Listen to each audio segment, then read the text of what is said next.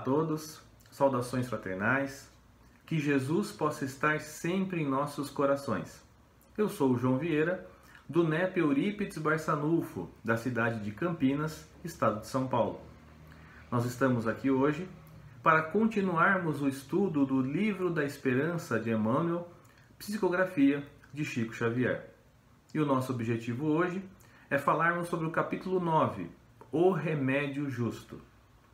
Na abertura desse capítulo, Emmanuel nos seleciona uma bem-aventurança de Jesus, que está no capítulo 5 do Evangelho de Mateus, no item número 4.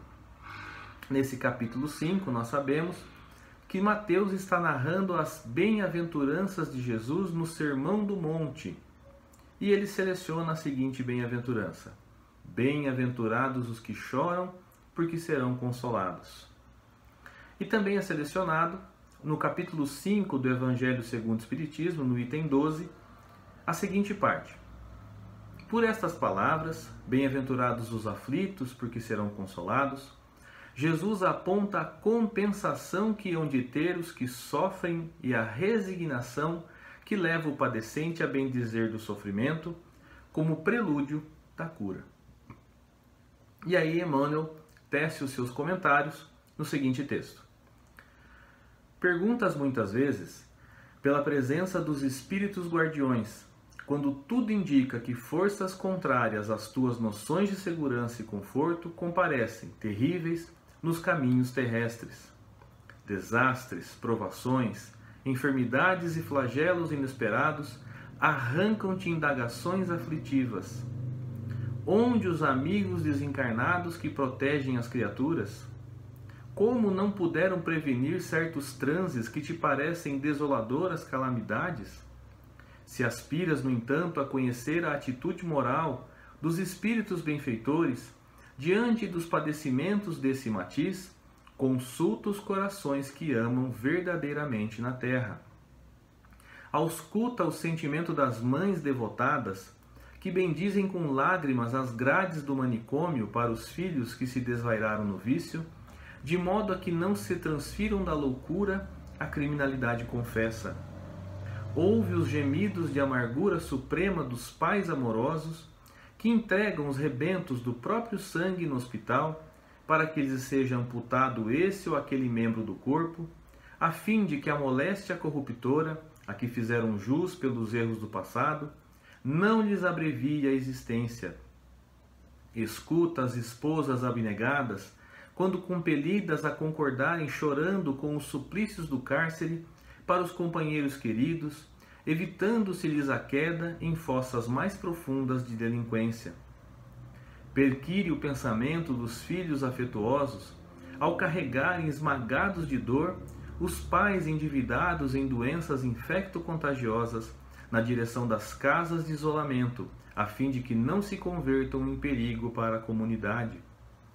Todos eles trocam as frases de carinho e os dedos veludosos pelas palavras e pelas mãos de guardas e enfermeiros, algumas vezes desapiedados e frios, embora continuem mentalmente jungidos aos seres que mais amam, orando e trabalhando para que lhes retornem ao seio. Quando vejas alguém submetido aos mais duros entraves, não suponhas que esse alguém permanece no ouvido por parte dos benfeitores espirituais que lhe seguem a marcha.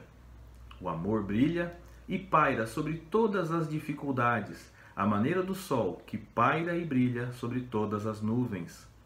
Ao invés de revolta e desalento, oferece paz e esperança ao companheiro que chora, para que à frente de todo mal, todo bem prevaleça. Isso porque, onde existem almas sinceras à procura do bem, o sofrimento é sempre o remédio justo da vida para aqueles que, junto delas, não suceda o pior. Então, nesse capítulo, Emmanuel vai nos falar a respeito das necessidades que temos do sofrimento.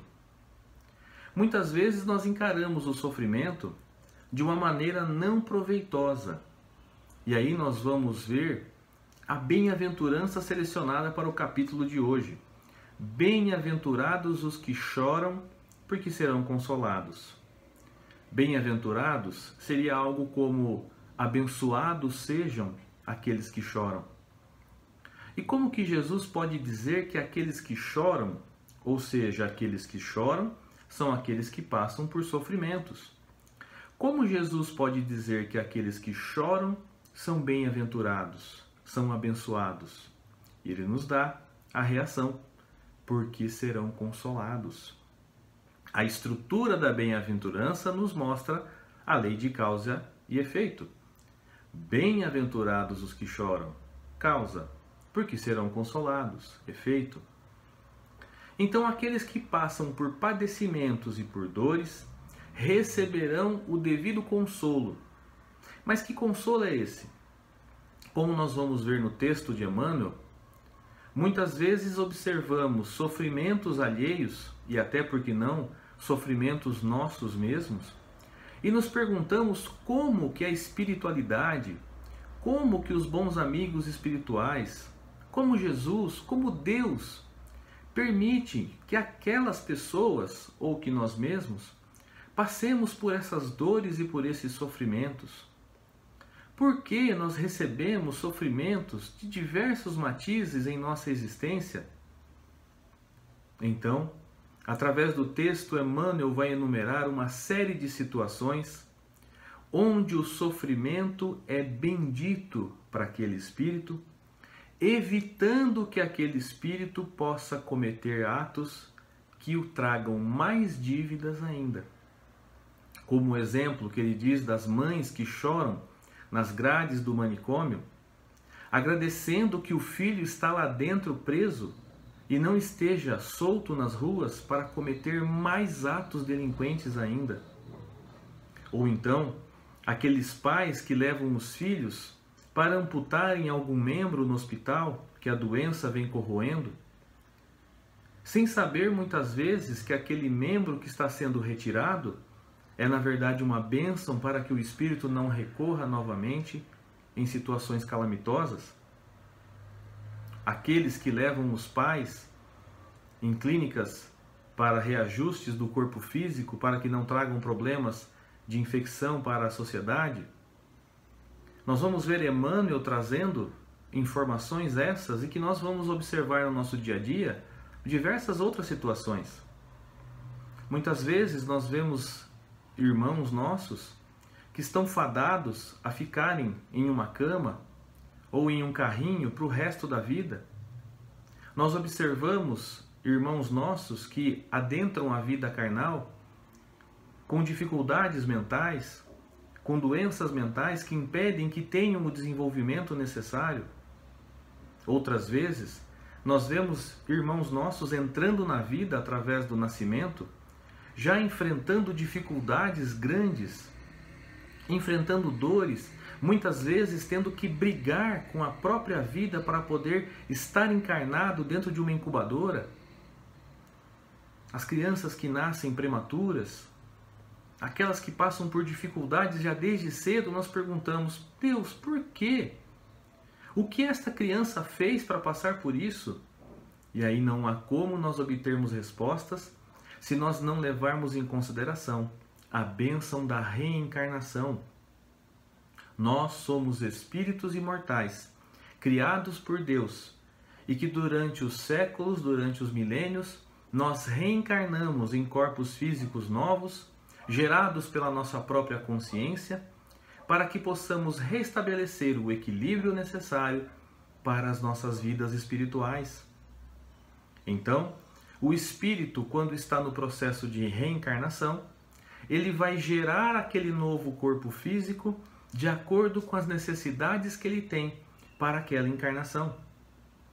Ele vai muitas vezes entrar mutilado, ou muitas vezes entrar com doenças que o deixem presos mentalmente pelo resto de suas encarnações, mas são obras do amor de Deus, para que aqueles espíritos não causem mais problemas para si mesmo e para a sociedade do que já foi causado em vidas passadas.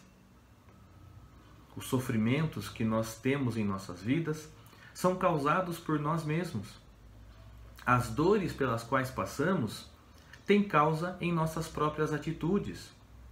Nossas ações do passado, seja 1000 anos atrás, seja 1 minuto atrás, todas estão sob a lei de causa e efeito. Todo desequilíbrio que nós causarmos, nós vamos colocar em ordem novamente, nós vamos reequilibrar. Aquele que pratica o bem para o próximo, participará do bem que causou e poderá receber as bênçãos. Aquele que causou o mal para o seu próximo, participará desse mal causado e será responsável por reequilibrar as dores que foram feitas, que foram trazidas. Então, nós somos o resultado de nossas ações, e o sofrimento vem como remédio justo, como remédio certo para as nossas necessidades espirituais. Eu costumo sempre usar o exemplo daquela criança que está doente. A criança está passando por um momento de dor, por um momento de febre, por um momento de qualquer doença que lhe acometa. O pai, sabendo daquela dificuldade que a criança está tendo, conhece o remédio necessário para ela. Conhece o remédio e geralmente o remédio é amargo. A criança não vai querer tomar o remédio por vontade própria. O pai, sabendo que o remédio é amargo, mas sabe que irá curar aquela criança, oferece-lhe então o remédio, muitas vezes ministrando-o contra a própria vontade da criança. A criança, com aquele gosto amargo do remédio, vai se revoltar. A criança muitas vezes vai se virar contra o pai, vai espernear, vai gritar, vai chorar porque não aceita aquele remédio amargo. Mas o remédio amargo, pouco a pouco, vai curando aquela criança dos seus males. Assim é a nossa relação com Deus. O nosso Pai sabe do remédio necessário, do remédio justo para as nossas enfermidades espirituais e as ministra. Então, dessa forma, nós, como as crianças, não queremos tomar esse remédio. Nos revoltamos, nos voltamos muitas vezes contra o Pai. E Emmanuel coloca no texto para que nós não tenhamos essa atitude, para que nós possamos receber os sofrimentos não de forma passiva, a receber o sofrimento e dizer, bom, estou sofrendo mesmo, é porque Deus assim deseja. Deus não deseja o mal dos seus filhos. Deus deseja a saúde dos seus filhos. Deseja que os seus filhos possam se restabelecer no equilíbrio espiritual, possam responder pelos seus enganos para que possam crescer como espíritos de luz.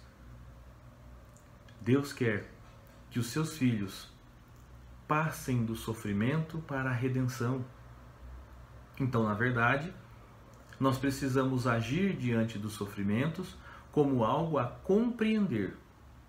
Compreender o reajuste do passado, compreender a necessidade daquela dor e, o mais importante, nos perguntarmos sempre: como essa dor pode me ensinar alguma coisa? Como esse sofrimento pode me trazer importantes reflexões para a minha vida? Se eu quero mudar a reação, eu tenho que mudar a ação. Se eu quero mudar o efeito, eu preciso mudar a causa. Quando o sofrimento chega, ele sempre vem bem dizer alguma necessidade que nós temos. Ele vem trazer o reequilíbrio. Ele vem trazer toda a nossa potencialidade divina para conseguirmos passar por esse sofrimento. E lembrando, quanto mais cedo nós compreendermos o motivo do sofrimento e começarmos a agir de uma forma a recuperarmos nossa saúde diante do sofrimento, e a saúde que eu digo não só do corpo físico, mas do nosso espírito, mais cedo nós estaremos livres daquela dor e daquele sofrimento. Então, como Emmanuel nos fala no texto, que nós possamos, quando nós vermos alguém submetidos a duros entraves, não suponhar que essa pessoa está desolada ou ela está fora do cuidado dos amigos espirituais, que ela não conta com o auxílio dos amigos devotados da espiritualidade que trabalham em nome de Jesus, nosso Mestre, em nome de Deus, nosso Pai? Como ele diz aquela frase no fim do texto, o amor brilha e paira sobre todas as dificuldades, a maneira que o sol paira e brilha sobre todas as nuvens.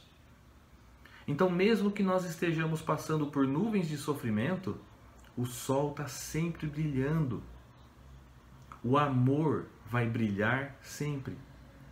Então, se nós agirmos com o amor, com o perdão, com a benevolência, esse remédio justo que nos é dado para corrigir os nossos enganos, ele vai funcionar muito melhor. Ao invés de nos revoltarmos com a dor e com o sofrimento, seja do outro ou seja a nossa mesmo, que nós possamos passar a esperança para aquele que sofre, que nós possamos vibrar amor para aquele que está passando pelo momento de dificuldade, entendendo que é um momento único na sua evolução espiritual, que nós possamos contar sempre também com almas sinceras, que possam se devotar para a nossa melhora, para o nosso aprendizado, e entender também que o sofrimento é uma ferramenta poderosa de redenção. Então que nós possamos trabalhar as nossas dificuldades, entender as nossas dores, entender os nossos sofrimentos e olhar para o redor e ver que outros também choram, também sofrem. E saibamos, como dito lá no Evangelho segundo o Espiritismo, no item que foi lido no começo, que nós possamos compreender que a resignação nos leva a bendizer o sofrimento. Que ser resignado não é ser passivo. Ser resignado é receber o sofrimento, é buscar compreendê-lo, é não aumentá-lo, também não diminuí-lo, mas trabalhar na medida certa para que a renovação possa acontecer em nossos espíritos. Como diz no Evangelho, que seja o prelúdio da nossa cura. Que Jesus possa nos abençoar a todos e até o nosso próximo encontro. Um grande abraço.